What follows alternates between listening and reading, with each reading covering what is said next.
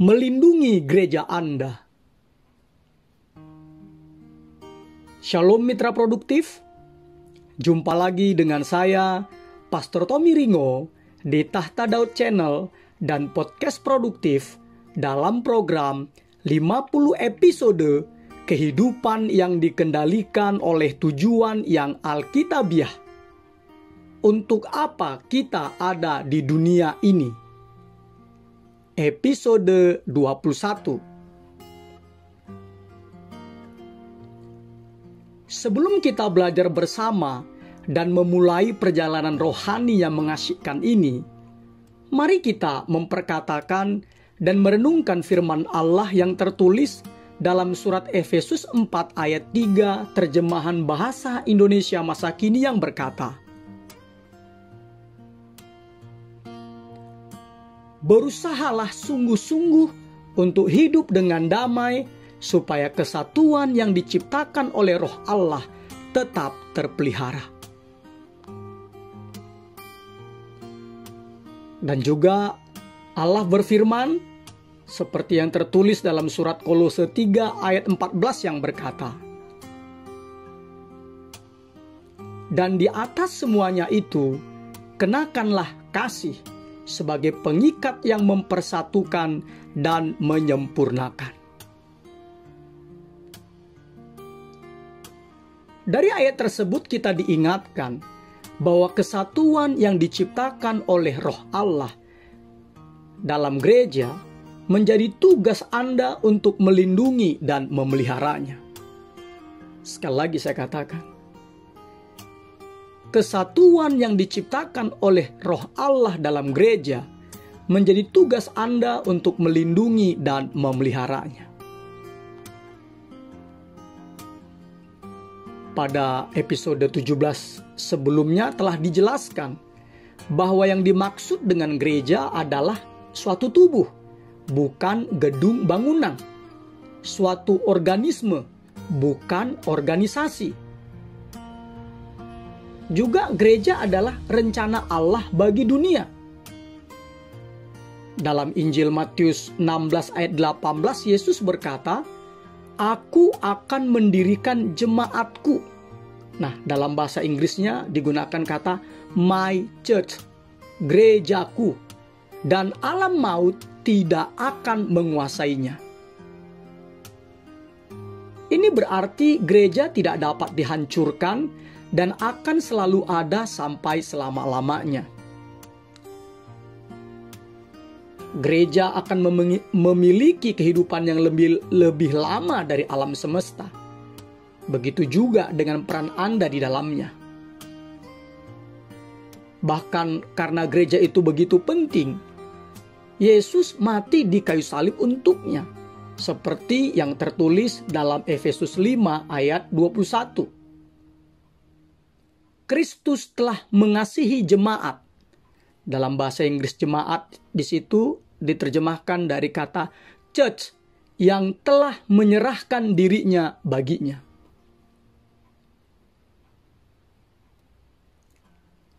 Kita kembali ke pembahasan kita saat ini, bahwa kesatuan yang diciptakan oleh Roh Allah dalam gereja, kesatuan yang diciptakan oleh Roh Allah dalam gereja, menjadi tugas Anda untuk melindungi dan memeliharanya.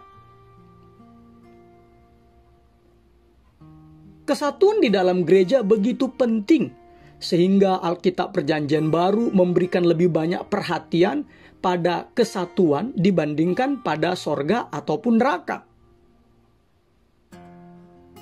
Allah sangat menginginkan agar kita mengalami kesatuan dan keharmonisan satu sama lain. Kesatuan adalah jiwa dari persekutuan. Jika kesatuan dihancurkan, maka Anda berarti menarik jantung keluar dari tubuh Kristus.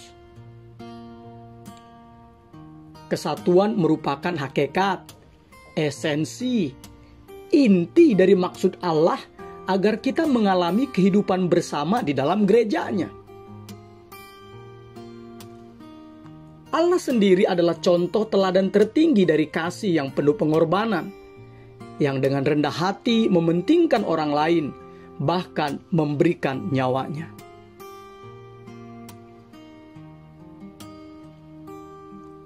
Sama seperti semua orang tua, Bapa Sorgawi kita juga senang melihat anak-anaknya hidup rukun bersama satu sama lain.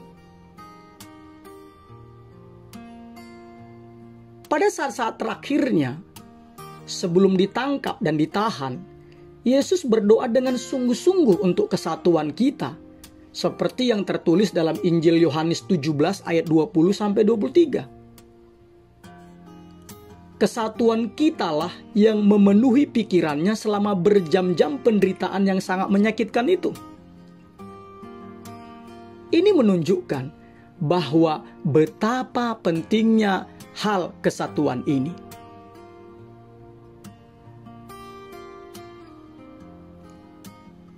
Tidak ada apapun di bumi ini yang lebih penting bagi Allah selain gerejanya. Dia telah membayar harga tertinggi untuk gerejanya, dan Dia ingin agar gerejanya terlindungi, khususnya dari kerusakan parah yang disebabkan oleh perpecahan, konflik, dan ketidakharmonisan. Jika Anda adalah bagian dari anggota keluarga Allah, menjadi tanggung jawab Anda untuk memelihara dan melindungi kesatuan di tempat Anda bersekutu. Anda ditugaskan oleh Yesus Kristus untuk melakukan apapun yang mungkin untuk menjaga kesatuan, melindungi persatuan, dan mengusahakan keharmonisan dalam keluarga gereja Anda dan di antara semua orang percaya lainnya. Alkitab dalam surat Efesus 4 ayat 3 terjemahan bahasa Indonesia masa kini berkata, "Berusahalah sungguh-sungguh untuk hidup dengan damai, supaya kesatuan yang diciptakan oleh Allah tetap terpelihara." Mitra produktif, bagaimanakah kita harus melakukannya? Alkitab memberi kita nasihat praktis sebagai berikut. Pertama, pusatkan perhatian pada persamaan-persamaan yang kita miliki, bukan perbedaan-perbedaan kita. Firman Allah yang tertulis dalam surat Roma 14 ayat 19 berkata, "Sebab itu, marilah kita mengejar apa yang mendatangkan damai sejahtera dan yang berguna untuk saling membangun." Sebagai orang-orang percaya, kita memiliki satu Tuhan, satu tubuh, satu tujuan, satu Bapa, satu Roh, satu harapan, satu iman, satu baptisan, dan satu kasih. Silahkan dibaca di dalam Roma 10 ayat 12, Roma 12 ayat 4-5, 1 Korintus 1 ayat 10, 1 Korintus 8 ayat 6, 1 Korintus 12 ayat 13, Efesus 4 ayat 4-6, dan Filipi 2 ayat 2. Kita juga memiliki keselamatan yang sama, hidup bersama, dan masa depan yang sama. Ini adalah faktor-faktor yang jauh lebih penting daripada perbedaan apapun yang bisa kita hitung. Inilah hal-hal yang harus kita berikan perhatian utama, bukan perbedaan-perbedaan pribadi kita.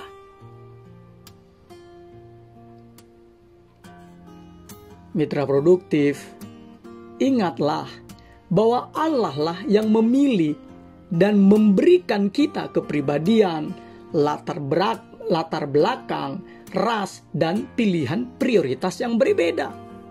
Jadi kita seharusnya menghargai dan menikmati perbedaan-perbedaan tersebut, bukan hanya mentoleransinya. Allah menghendaki kesatuan, bukan keseragaman. Tetapi demi kesatuan, kita tidak boleh menjadikan perbedaan-perbedaan itu memecah belah kita. Kita harus tetap mengutamakan apa yang paling penting, yaitu belajar mengasihi satu sama lain seperti Kristus telah mengasihi kita, dan menikmati atau menggenapi kelima tujuan Allah untuk kita masing-masing dan gerejanya.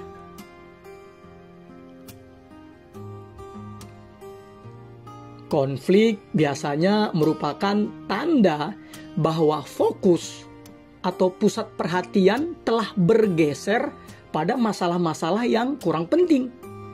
Masalah yang disebut Alkitab sebagai soal-soal yang dicari-cari. 2 Timotius 2 ayat 23. Jika kita memusatkan perhatian pada kepribadian, preferensi, penafsiran atau interpretasi, gaya atau metode, maka perpecahan selalu terjadi. Tetapi jika kita memusatkan perhatian pada soal saling mengasihi dan menggenapi tujuan-tujuan Allah, maka keharmonisan terjadi. Surat Roma 14 ayat 1 berkata, "Terimalah orang yang lemah imannya tanpa mempercakapkan pendapatnya." Juga surat 1 Korintus 1 ayat 10 menyatakan, "Tetapi aku menasihatkan kamu, saudara-saudara, demi nama Tuhan kita Yesus Kristus, supaya kamu seia sekata dan jangan ada perpecahan di antara kamu, tetapi sebaliknya supaya kamu erat bersatu dan sehati berpikir."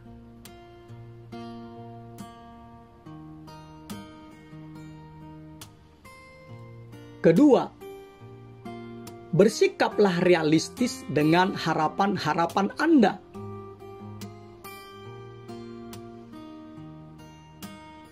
Begitu Anda mengetahui apa yang Allah maksudkan dengan persekutuan yang sejati, maka Anda akan sangat mudah untuk menjadi patah semangat karena adanya jurang antara yang ideal, apa yang Anda harapkan, dengan yang nyata, kenyataan yang Anda alami di dalam gereja Anda.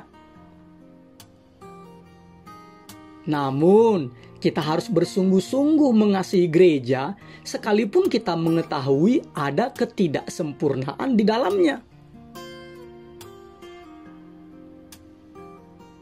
Menginginkan yang ideal sementara mengkritik yang nyata adalah bukti dari ketidakdewasaan.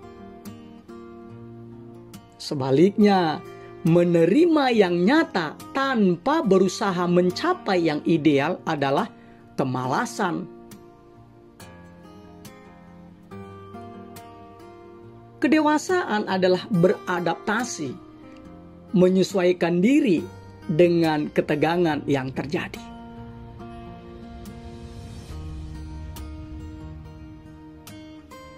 Sadarlah mitra produktif. Orang-orang percaya lainnya akan mengecewakan dan mematahkan semangat Anda. Tetapi itu bukanlah alasan untuk berhenti bersekutu dengan mereka. Mereka adalah keluarga Anda. Sekalipun mereka tidak bertindak seperti itu, sekalipun mereka mengecewakan Anda, namun Anda tidak dapat mengabaikan mereka begitu saja. Kok bisa? Ya, ingatlah dalam 1 Korintus 12 ayat 27. Kita semua adalah tubuh Kristus dan kamu masing-masing adalah anggotanya. Dan kita adalah satu tubuh di dalam Kristus, tetapi kita masing-masing adalah anggota yang seorang terhadap yang lain. Roma 12 ayat 5. Makanya Allah menyuruh kita seperti yang tertulis dalam surat Efesus 4 ayat 2. Apa itu? Demikian bunyinya. Hendaklah kamu selalu rendah hati, lemah lembut dan sabar. tunjukkanlah kasih-Mu dalam hal saling membantu.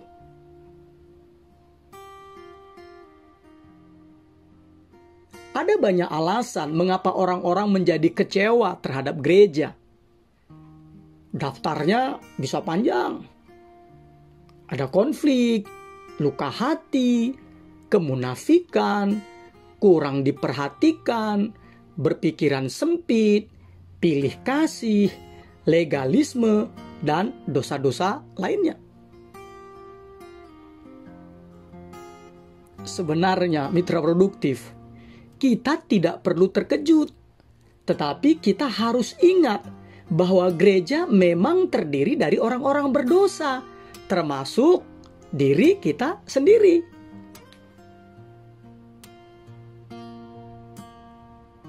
Karena kita adalah orang-orang berdosa, maka kita akan saling melukai, kadang-kadang secara sengaja dan kadang secara tidak sengaja. Tetapi kita tidak perlu meninggalkan gereja. Kita perlu tinggal dan menyelesaikan persoalannya jika memungkinkan. Rekonsiliasi, bukan melarikan diri, adalah jalan menuju karakter yang lebih kuat dan persekutuan yang lebih dalam. Ingatlah firman Allah yang tertulis dalam kitab Amsal 27 ayat 17 yang berkata, "Besi menajamkan besi, orang menajamkan sesamanya." Anda menjadi tajam, berdaya guna ketika Anda merespon setiap masalah dan konflik dengan benar.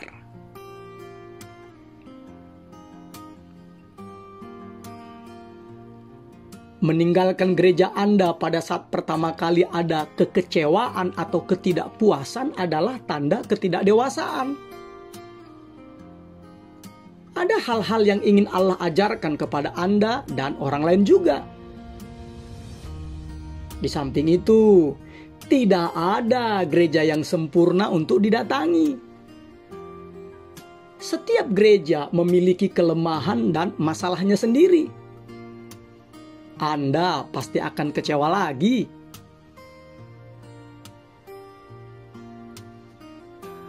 Ketiga, pilihlah untuk membangkitkan semangat dan bukan mengkritik atau mengecam. Mengecam itu adalah tindakan yang menyerang kepribadian seseorang daripada kebiasaan atau perbuatannya. Dan sebagai aturan umum, mengecam juga diikuti tindakan menyalahkan, membuat sebuah serangan pribadi atau suatu tuduhan. Sementara mengeluh adalah suatu komentar negatif mengenai sesuatu yang Anda inginkan terjadi dalam keadaan sebaliknya. Keluhan biasanya dimulai dari kata aku, dan kecaman atau kritik dimulai dengan kata kamu. Memang selalu lebih mudah untuk berdiri di tepi dan menembak orang-orang yang sedang melayani dibandingkan ikut terlibat dan memberikan kontribusi atau sumbangsih. Allah memperingatkan kita berulang-ulang untuk tidak mengkritik atau mengecam, membanding-bandingkan atau menghakimi satu sama lain. Silakan Anda baca di Matius 7 ayat 1-2, Lukas 6 ayat 37, Roma 14 ayat 13, Yakobus 4 ayat 1-12, Yakobus 5 ayat 9, Efesus 4 ayat 29.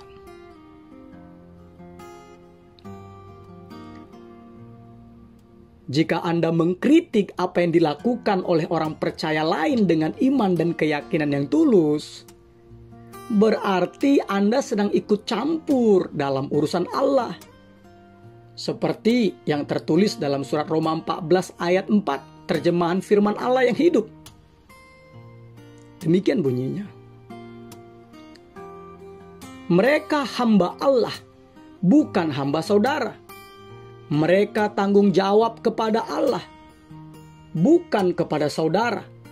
biarkanlah Allah menyatakan kepada mereka apakah mereka benar atau salah. Pada ayat selanjutnya dari surat Roma 14, tepatnya di ayat 10 menambahkan bahwa kita tidak boleh menghakimi, meremehkan, atau menghina orang-orang percaya lain yang berbeda keyakinannya dengan kita, yang berbeda penafsirannya dengan kita. Dikatakan di ayat ke-10 demikian, Roma 14 ayat 10. Tetapi engkau, mengapakah engkau menghakimi saudaramu? Atau mengapakah engkau menghina saudaramu?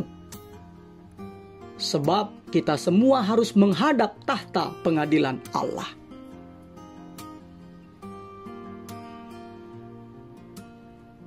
Setiap kali saya menghakimi orang percaya lainnya, 4 hal akan segera terjadi.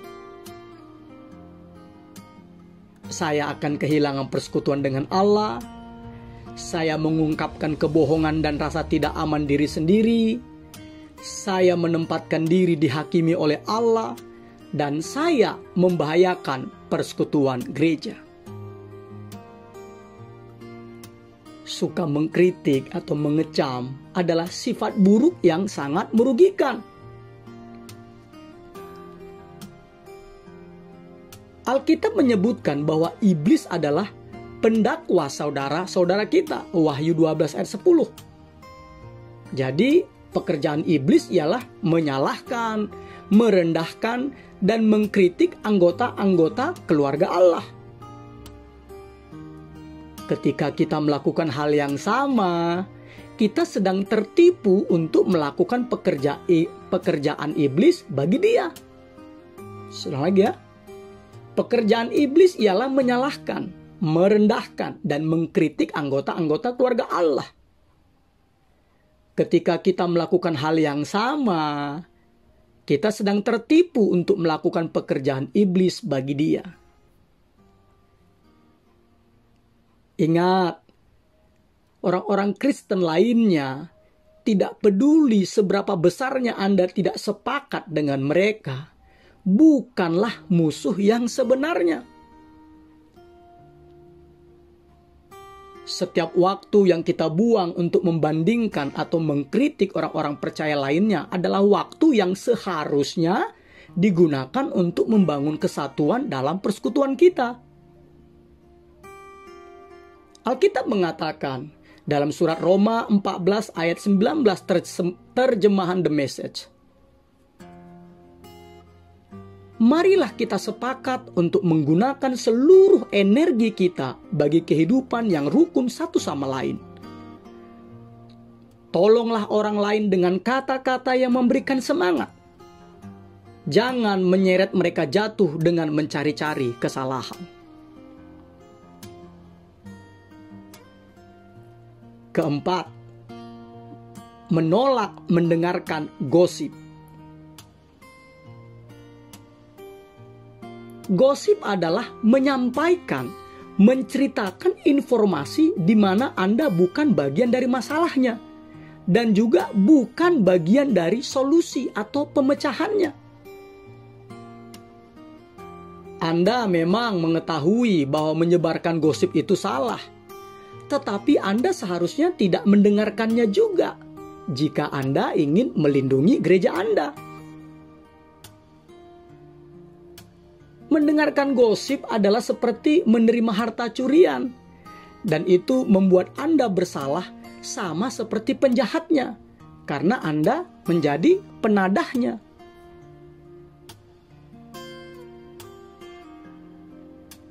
Pada saat seseorang mulai bergosip kepada Anda, milikilah keberanian untuk berkata, "Tolong hentikan bro,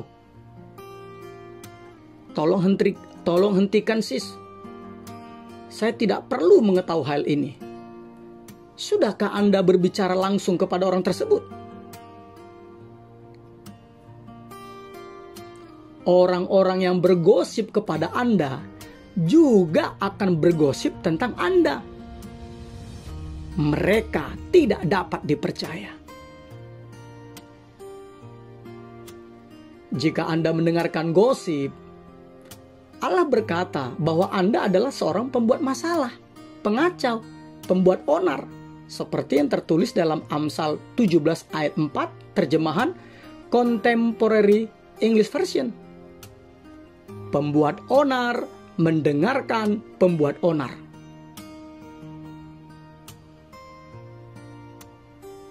Surat Yudas 1 ayat 19 mengatakan, mereka adalah pemecah belah yang dikuasai hanya oleh keinginan-keinginan dunia ini dan yang hidup tanpa Roh Kudus.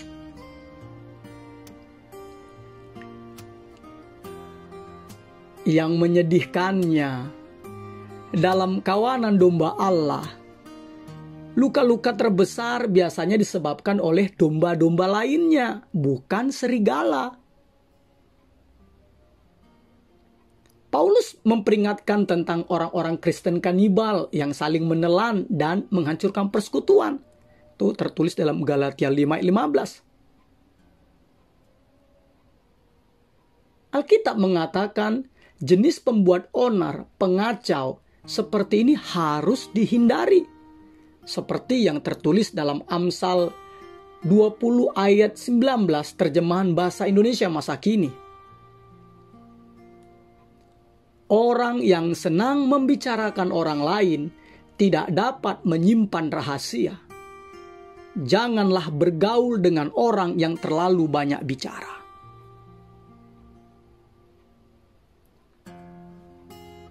Cara tercepat untuk mengakhiri sebuah konflik di gereja atau di dalam kelompok kecil adalah dengan penuh kasih menghadapi mereka yang bergosip dan memerintahkan mereka untuk menghentikannya. Kitab Amsal 26 ayat 20 berkata,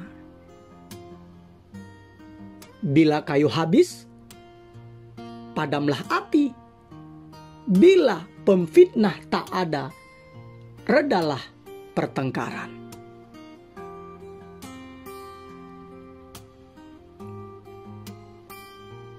Kelima, praktekkanlah metode Allah untuk menyelesaikan konflik.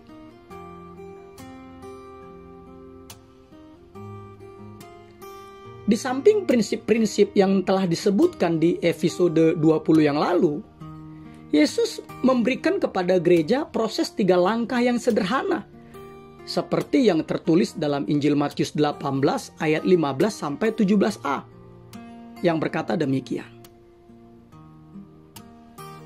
Apabila saudaramu berbuat dosa, tegurlah dia di bawah 4 mata. Jika ia mendengarkan nasihatmu, engkau telah mendapatkannya kembali. Jika ia tidak mendengarkan engkau, bawalah seorang atau 2 orang lagi, supaya atas keterangan 2 atau 3 orang saksi, perkara itu tidak disangsikan. Jika ia tidak mau mendengarkan mereka, sampaikanlah soalnya kepada jemaat.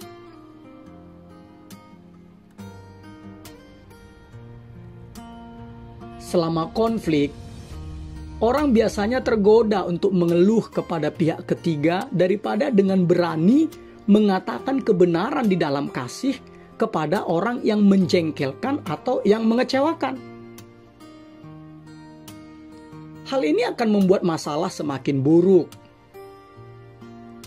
Anda seharusnya langsung pergi kepada orang tersebut setelah Anda telah menerapkan teknik memulihkan persekutuan yang retak di episode 20 dan menerapkan ajaran Yesus yang tertulis dalam Injil Matius 18 ayat 15 sampai 17.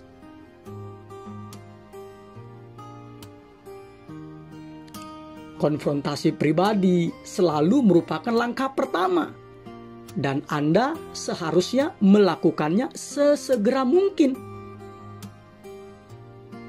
Jika Anda tidak mampu untuk memecahkan masalah di antara kalian berdua, langkah berikutnya adalah mengajak 1 atau 2 orang saksi untuk membantu memperjelas masalah tersebut dan menyelesaikannya.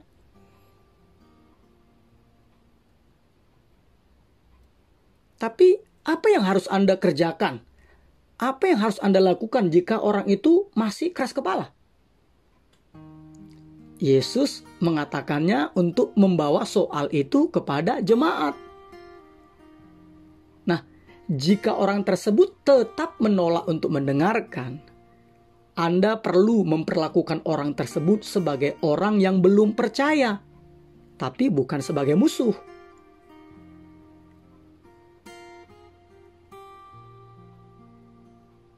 Keenam, dukunglah gembala gereja dan para pemimpin Anda.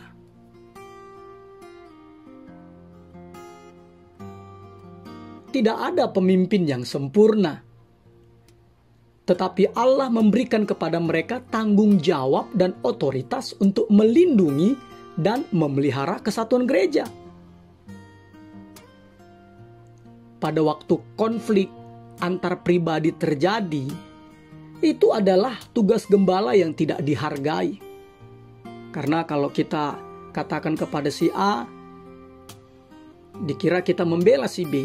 Ketika kita datangi si B untuk berrekonsiliasi dengan si A, kita nanti dikatain membela si A. Jadi memang ini adalah tugas yang benar-benar tugas gembala yang tidak dihargai. Para gembala gereja seringkali memiliki tugas yang tidak menyenangkan untuk melayani sebagai apa? Sebagai penengah, mediator antara anggota-anggota yang perasaannya terluka, berseteru atau berkonflik, atau anggota-anggota yang belum dewasa.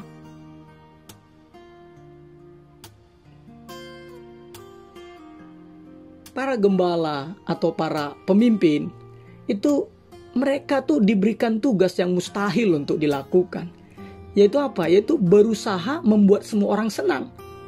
Yang Yesus pun tidak dapat melakukannya.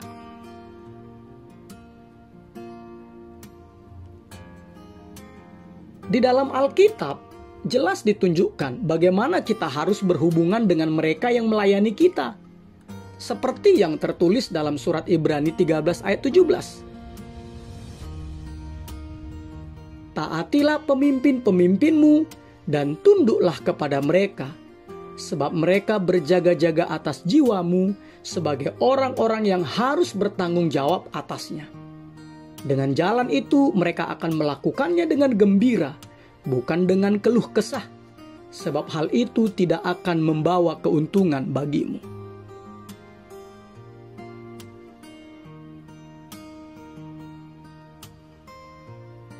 Suatu hari nanti, para gembala gereja akan berdiri di hadapan Allah dan mempertanggungjawabkan seberapa baiknya mereka menjaga Anda. Seperti tadi di dalam Ibrani 13 ayat 17 yang dikatakan, mereka berjaga-jaga atas jiwamu sebagai orang-orang yang harus bertanggung jawab atasnya. Tetapi Anda juga bertanggung jawab. Anda akan mempertanggungjawabkan kepada Allah tentang seberapa baiknya Anda mengikuti para pemimpin Anda.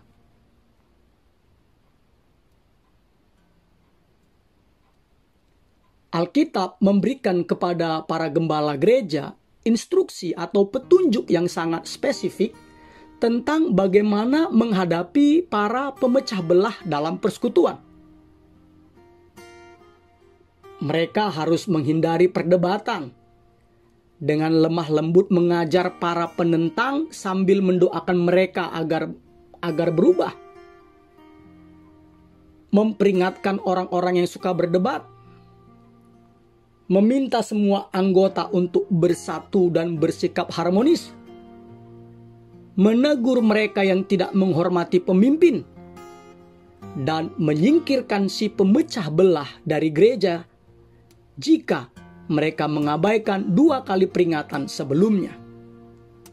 Itu tertulis, silahkan dibaca di dalam 2 Timotius 2 ayat 14, 23 dan 26, Filipi 4 ayat 2, Titus 2 ayat 15, Titus 3 ayat 2, 10 dan 11.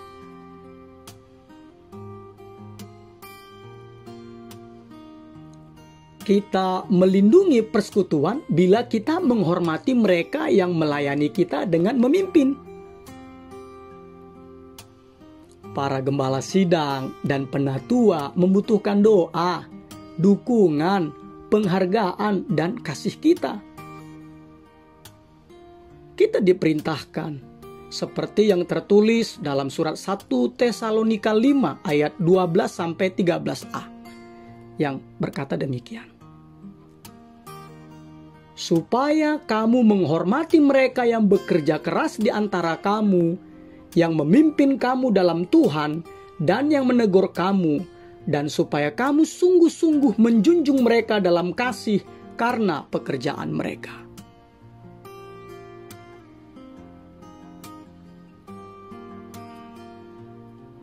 Mitra produktif, saya menantang Anda untuk menerima tanggung jawab melindungi dan mendorong kesatuan di gereja Anda.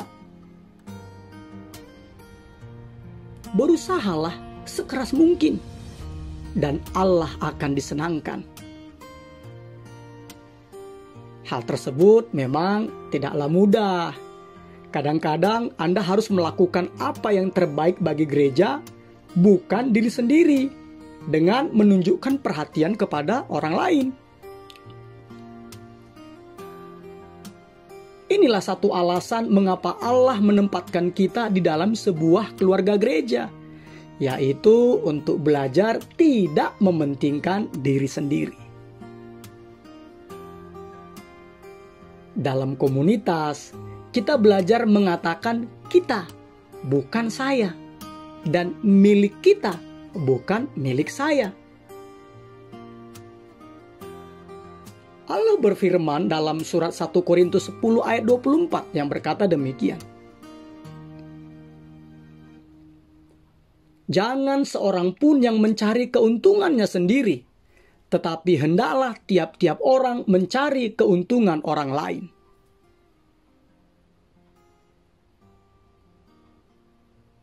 Allah memberkati gereja-gereja yang bersatu. Di GBI Tahta Daud, setiap anggota melindungi kesatuan dalam persekutuan kami. Hasilnya gereja tidak pernah mengalami konflik yang memecah persekutuan.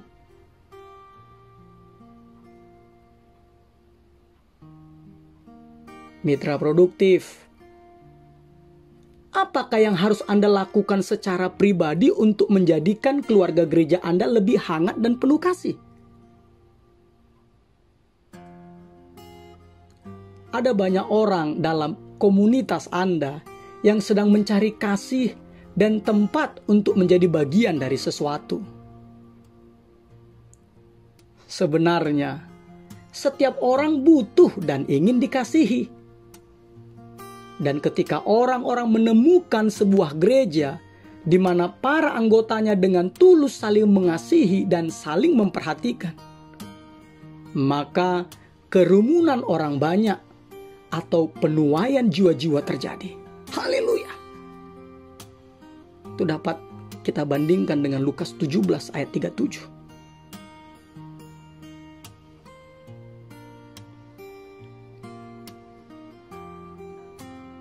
Episode 21. Berpikir dan merenungkan tujuan hidup saya. Nilai-nilai atau prinsip-prinsip yang harus kita pikirkan dan direnungkan. Melindungi dan memelihara kesatuan dalam gereja saya adalah tanggung jawab saya. Ayat untuk diingat, Roma 14 ayat 19. Sebab itu, marilah kita mengejar apa yang mendatangkan damai sejahtera dan yang berguna untuk saling membangun. Pertanyaan untuk dipikirkan dan didiskusikan. Apa yang dapat saya lakukan secara pribadi untuk melindungi dan memelihara kesatuan di dalam keluarga gereja saya sekarang ini? Immanuel, Allah menyertai kita mitra produktif. Amin.